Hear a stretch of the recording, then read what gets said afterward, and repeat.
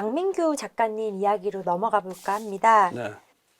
배수아 작가님의 에세이스트의 책상에서는 사변적인 언어로 고급 예술에 대한 갈망을 강하게 드러내면서 대중문화를 저급하다고 보고 혐오하는 시각을 좀 노골적으로 보여준 부분이 있었다고 생각해요. 네. 근데 반면에 박민규 작가는 대중문화의 코드들을 적극적으로 수용하고 활용한 이른바 B급 정서를 유머러스하고 경쾌한 문체로 드러내며 한국 문학의 등장에서 또 큰 화제를 일으킨 바 있습니다. 예를 들면 박민규 작가의 첫 소설집 카스테라에 수록된 단편 코리안 스탠더즈의 첫머리를 살펴보자면 농촌이라는 단어는 6시 내 고향 같은 이라고 운동권이라는 단어는 PD수첩 같은 거라고 서술함으로써 우리 사회에서 농촌과 운동권이라는 가치가 어떻게 표상되는지를 잘 알려진 방송 프로그램의 이름을 빌려 좀 즉각적으로 감각하게 해줍니다.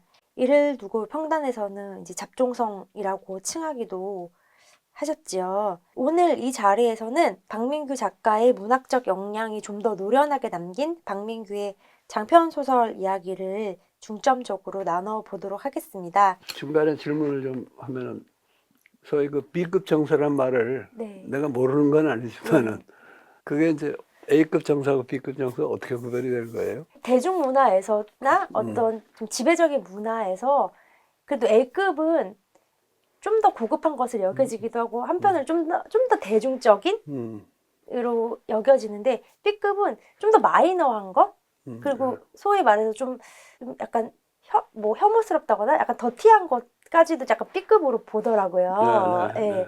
그래서 이런 내용을 소설에도 써도 되나라고 할 정도로 박민규 작가님 그런 내용들을 뭐 과감하게 갖고 오셔서 좀 쓰는 것 같아요. 네. 그래서 그때 당시에 B급 정서라는 말들을 하고 그 다음에 잡종성이라는 이야기들도 좀 예, 잡종성이라는 네. 얘기는 뭐 박민규를 평할 때 네. 많이들 쓰는데 B급 정서라는 그 얘기도 평론가들이 들어 썼나요? 그건 독자들의 반응이었던 것 독자들이 같습니다. 반응. 네. 예. 그런데 A급, B급 그런 식의 분류는 얼마든지 가능하고 박민규라는 사람이 정말 소위 B급 정서를 네.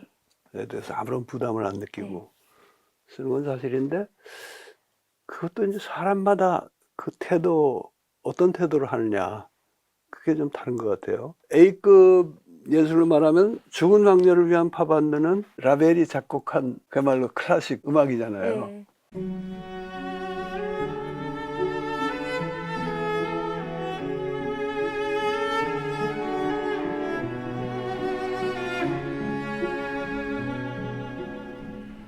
박민규는 우선 A급과 B급이 이렇게 혼재하고 있는 거지. 네. 주로 B급을 우려먹는 작가는 아닌데 네. B급 정서를 겁없이 네. 예, 수용하는. 네. 근데 그거는 좋게 볼 일이고 어떤 의미에서는 기존의 그 A급이라 그래가지고 사실은 A급이라고 하는 것이 외래품인 경우가 많습니다. 네. 그죠? 에세이스트 책상에서 화자나 또 M의 음악에 대한 갈망 같은 게 뭐 M이야 독일 사람이니까 당연하지만은 화자의 경우는 이게 그 사람의 아주 진지한 욕구의 발현이긴 하지만은 거기에는 또 서양의 근대가 심어준 욕구라는 측면이 있거든요. 그래서 그런 식으로 A급을 따라가는 것보다는 이것저것 우리 주변의 현실이나 뭐 소위 대중적인 장르나 이런 걸 전부 수용하겠다 하는 그런 의미의 B급 정서라고 하면은 어떤 의미에서 자기 나름의 A급의 예술을 창조하겠다는 좋은 자세로 볼 수도 있지 않을까. 박민규가 항상 그렇게 그런데 성공한다는 건 아니지만은 방금 얘기한 팝밴드 우리가 이제 나중에 조금 더 깊이 있게 살펴볼 소설인데 그런 데서는 A급과 B급의 정서가 융합이 돼 있다고 봐요. 그리고 굉장히 자유자재로 네. 그때그때 다르게 해요. 네. 그런 것도 네. 그런 사람하고 정말 B급, A급 아닌 B급을 B급 정서를 수용하는 것이 뭐 자기 브랜드처럼 만들어가지고 하는 작가나 시인하고는 또 구별을 해야 될 필요가 있다고 봅니다. 네, 저도 그런 이제 대중문화의 코드들을 자유자재로 이제 소설 속에서 드러내셨던 부분들이 또 독자들에게는 큰 환호를 받았어요. 네. 왜냐면 한국 문화가 굉장히 어렵고 심각하고 무겁다라는 어떤 인식을 갖고 있었던 독자들을 또 한국 소설의 매력을 또 느끼게 해주었던 선배님이 아니셨던가 하는 생각이 듭니다. 박민규 작가님의 장편소설 이야기를 좀 중점적으로 나눠보도록 하겠습니다. 제가 지금 최근에 이제 커튼콜은 사양할게요라는 장편 소설을 한 원고지 1000매 정도 분량이 돼요. 장편을 처음 써내면서 쓰는 일이 얼마나 어렵고, 그리고 장편 소설을 보는 눈이 조금 달라졌어요. 그래서 이 습작 시절에 이 소설을 읽었던 경험과 이제 제가 책을 출간한 이후에 이 공부기를 준비하면서 박민규 작가님의 장편을 다시 읽어보면서 그 선생님께서 문학이 무엇인지 다시 묻는 일에서 로런스를 은용하시면서 D.H. 로렌스는 인간의 온갖 표현 형식 중 장편 소설이 탁월하다고 주장했는데 작품의 정직성을 담보하는 장치를 내재한 장르가 장편 소설이라고 보았기 때문이다 라고 언급하신 내용 또한 새겨들을 수밖에 없었어요. 왜냐하면 정말 이 긴 분량 안에서는 속일래야 속일 수가 없는 장르더라고요. 박민규 작가의 장편 소설 핑퐁 이야기를 먼저 하자면, 핑퐁에는 이제 학교 폭력을 당하는 2명의 중학생이 주인공으로 등장하는데, 이 주인공이 인류의 운명을 건 탁구시합을 하는 존재로 그려져요. 그래서 이 2명의 중학생이 인류의 운명을 걸고 인간이 아닌 비인간 존재들과 탁구시합을 벌이고 이겨서, 그러니까 세계를 언인스톨 하겠다는 선택권을 행사하게 됩니다. 그것을 이 작가는 인류의 이교시라는 표현을 하고 있는데요. 선생님께서는 이 소설을 2008년에 촛불과 통한다는 점을 언급하시면서 문학을 한다는 사람들조차 1교시의 현실에 매몰되어 근본적인 물음을 망각하는 경우가 숱한 시대에 핑퐁이 2교시의 가능성을 진지하게, 그러면서도 촛불의 정신과도 통하는 경쾌하고 자유분방한 법으로 제기했다는 점은 높이 사줄만하다고 평가도 하셨습니다. 저는 그 박민규 작가가 이 소설을 보면 외계인 등 공상적이고 판타지적인 요소를 소설 속에서 많이 활용하기는 하지만 그 소설 속에서 던지고 있는 근본적인 질문은 굉장히 정치적이고 진보적인 메시지들이 많았다고 생각을 하는데요. 그 선생님께서도 외계인 만나기와 지금 이곳의 삶이란 글에서 그러니까 박민규 작가님을 칭하셨는데 그의 작품 세계가 지금 이곳에 삶에 뿌리 내리고 있음을 강조하셨습니다. 선생님께서는 여러 가지 저서와 공부길 채널을 통해서 사실주의 혹은 자연주의와 리얼리즘은 구별해야 한다는 것을 여러 차례 말씀하기도 하셨는데요.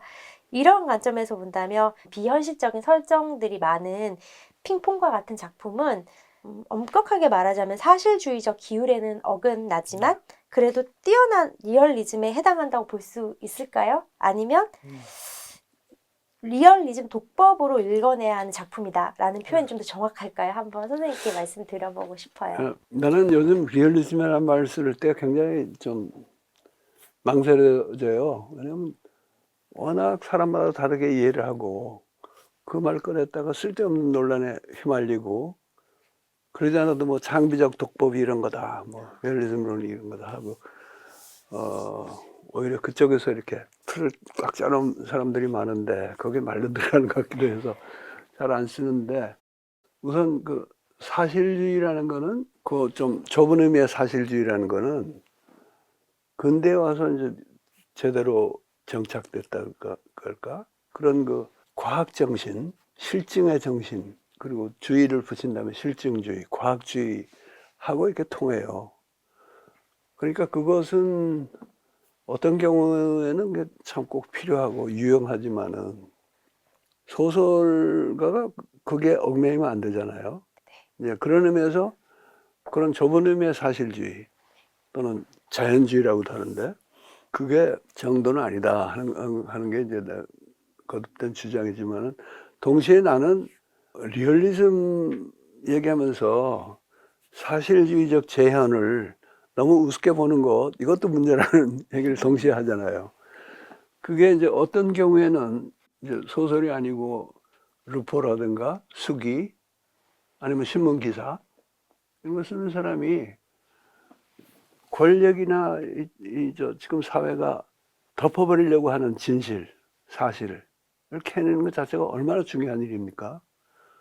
그러니까 작가도 어떤 때는 그 일만 가지고도 높이 평가를 받아야 할 경우가 있는 거고, 또 무슨 고차원의 리얼리즘을 한다 그러면서 자기가 하는 이야기의 사실적 진실성 그런 것에 대해서 무관심한 거는 그건 말이 안 되죠. 일부러 그럴 수는 있어요. 박민규의 핑퐁도 그렇고 이제 많은 판타지가 가미된 소설들에서는 작가가 일부러 그러죠.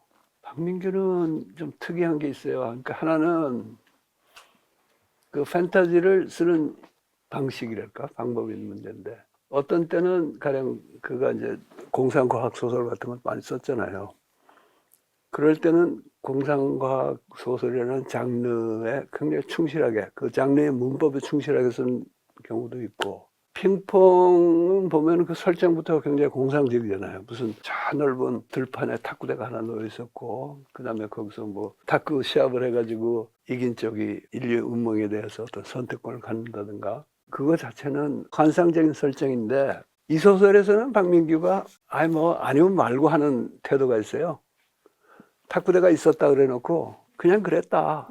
믿으려면 믿거나 말거나 그랬다. 뭐 그랬다는데 네가 어쩔 거냐. 이런 식의 능청스럽게 나가는 그게 있어요. 그래서 그런 그 환상적인 기법이랄까 또는 뭐 B급 정서 활용하는 방법이 다양한데 어떤 때는 그거 자체를 뭐 믿거나 말거나 하는 식으로 그야말로 자유자재로 그런 기법을 활용한다는 게 나는 박민규의 특징이라고 보고 또 하나는 게 이제 지금 이교시 얘기를 말씀하셨는데 학교 폭력에 시달리던 중학생 둘이 해가지고 이기잖아요. 네. 잘 쳐서 이긴 게 아니라 오래오래 막 죽으라 하다 보니까 저쪽에서 과로로 쓰러져서 이기는데 그랬을 때 인류 문명에 대해서 인류를 어인스톨 한다. 박민규는 그야말로 인류가 싫어서 이걸 박멸하자는 게 아니고 이제까지 1교시 너무 엉망이었으니까 다시 리셋 해가지고 다시 시작해서 제대로 된 2교시를 좀 만들어보자 하는 뜻이 있거든요. 그런 점에서는 조금 특이하지 않나 그렇게 봤습니다. 소설에서 결말에서 어떤 전망을 보여주기가 사실 되게 힘든 작업인데 네. 과감하게 굉장히 보여주셨다는 네. 생각이 좀 들었어요. 네. 이교시라는 키워드와 네. 함께. 예. 근데 그 전체의 틀이 네. 아니 뭐 믿으려면 믿고 말려면 마셔 하는 또 그런 데가 있잖아요. 네. 그러니까 독자가 부담이 덜하죠. 네. 진지하게 엉망진창의 세계니까 다 때려부시고 새로 건설하자 그러면 어떻게 할 건데 하는 질문부터 나오고 자본주의 사회에서 소외된 그 핑퐁에서도 그 친구들은 인류가 깜빡한 존재라고 표현하잖아요.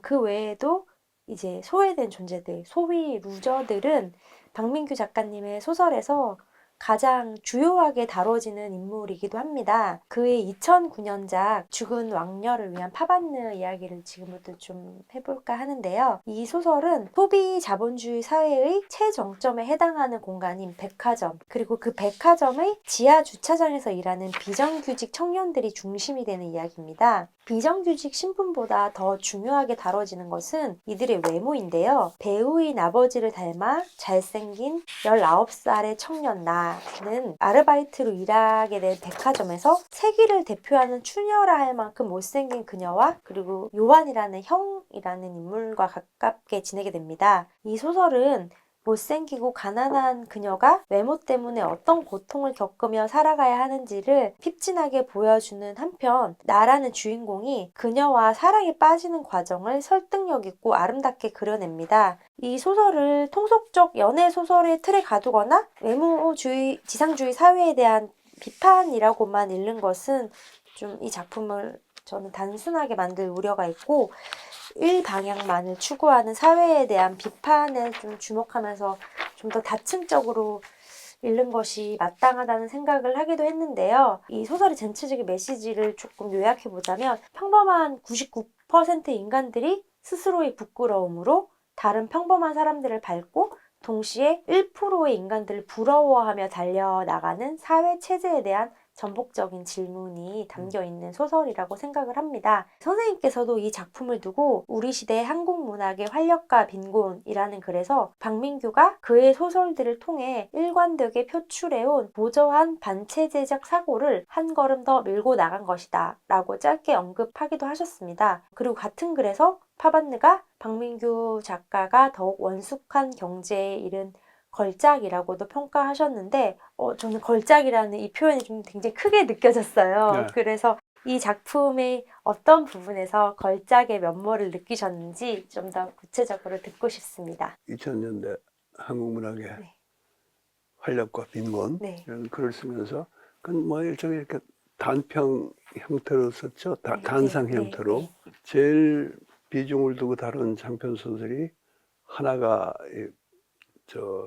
신경숙의 엄마를 부탁해. 또 다른 하나가 파반느.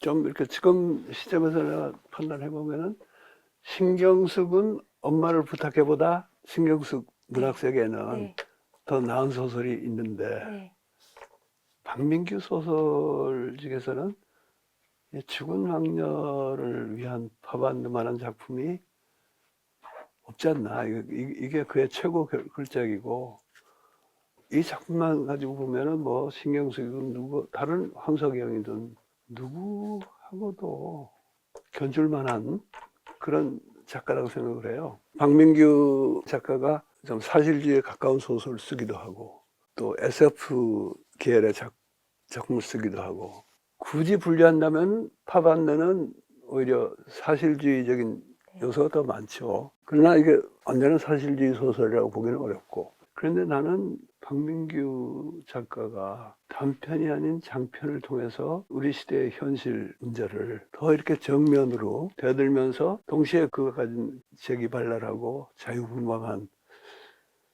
그런 모습을 잘 보여준 게 이 작품이라고 생각해서 그래서 이제 걸작이라고 표현까지 썼어요.